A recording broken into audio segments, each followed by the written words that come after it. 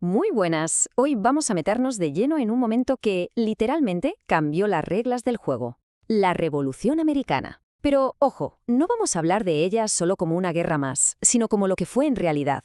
Un experimento político alucinante. La primera vez que una nación entera se construyó no sobre la herencia de un rey, sino sobre el poder de una idea. Paraos un segundo a pensar en estas palabras. En 1776, en un planeta de monarquías absolutas, decir algo así era dinamita. Afirmar que tus derechos no te los concede un rey, sino que naces con ellos, fue un giro de guión total en la historia de cómo entendemos el poder. Y esa, claro, es la pregunta del millón que vamos a intentar responder. ¿Cómo pasas de tener una idea filosófica escrita en un libro a fundar una república con ella? Pues vamos a ver ese viaje. Bien, para entender la revolución, primero hay que entender la idea que la encendió, y esa idea tiene un nombre: la Ilustración. Un auténtico terremoto de pensamiento que estaba sacudiendo los cimientos de Europa en ese momento. A ver, la Ilustración era, por así decirlo, como proponer un sistema operativo nuevo para la sociedad. La idea base era que el poder no venía de Dios a un rey, sino que residía en la gente, en el pueblo. Que un gobierno estaba para proteger tus derechos, no para aplastarlos. Y lo más importante, una idea de pensadores como John Locke: si el gobierno no cumple, el pueblo tiene todo el derecho a cambiarlo. Esto, claro, era un ataque directo al corazón del absolutismo. Vale, pero estas ideas tan potentes no se quedaron en los salones de París o Londres, cruzaron el Atlántico y encontraron el terreno perfecto para echar raíces en las 13 colonias americanas. Allí, los problemas del día a día empezaron a verse con unas gafas nuevas, las de la Ilustración. Este lema es que lo resume absolutamente todo. Para los colonos era de sentido común. ¿Cómo es posible que un parlamento que está a miles de kilómetros y en el que no tenemos ni un solo diputado nos ponga impuestos?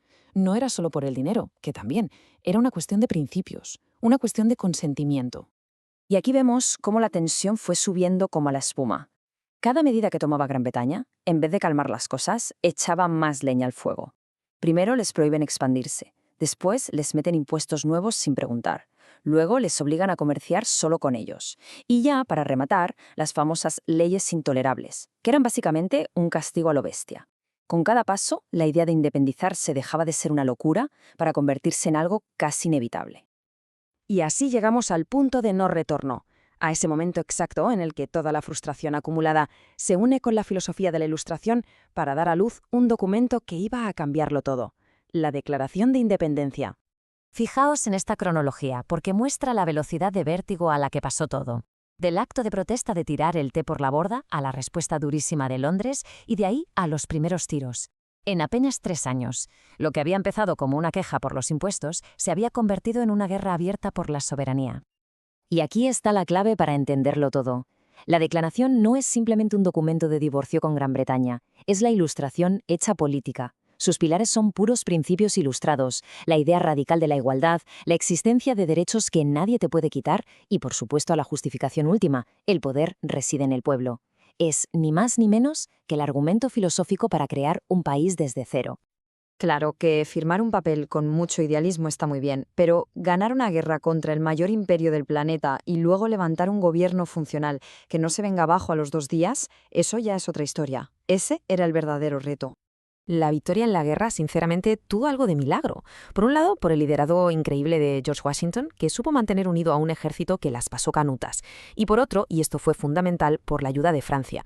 Los franceses, que le tenían muchas ganas a Gran Bretaña, vieron la oportunidad perfecta para debilitar a su archienemigo y se metieron de lleno. La batalla de Yorktown, con el ejército británico acorralado por tierra y por mar por las fuerzas francoamericanas, fue el golpe de gracia. Es que si lo ponemos uno al lado del otro, la magnitud del cambio es brutal.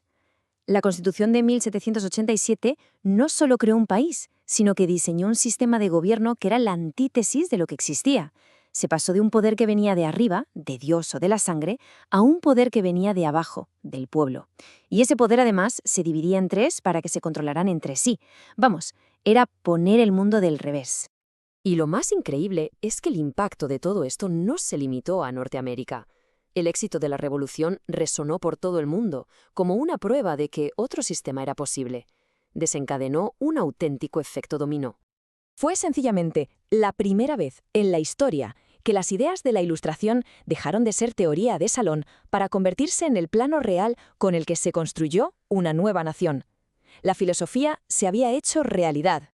Y la onda expansiva no tardó nada en llegar a Europa.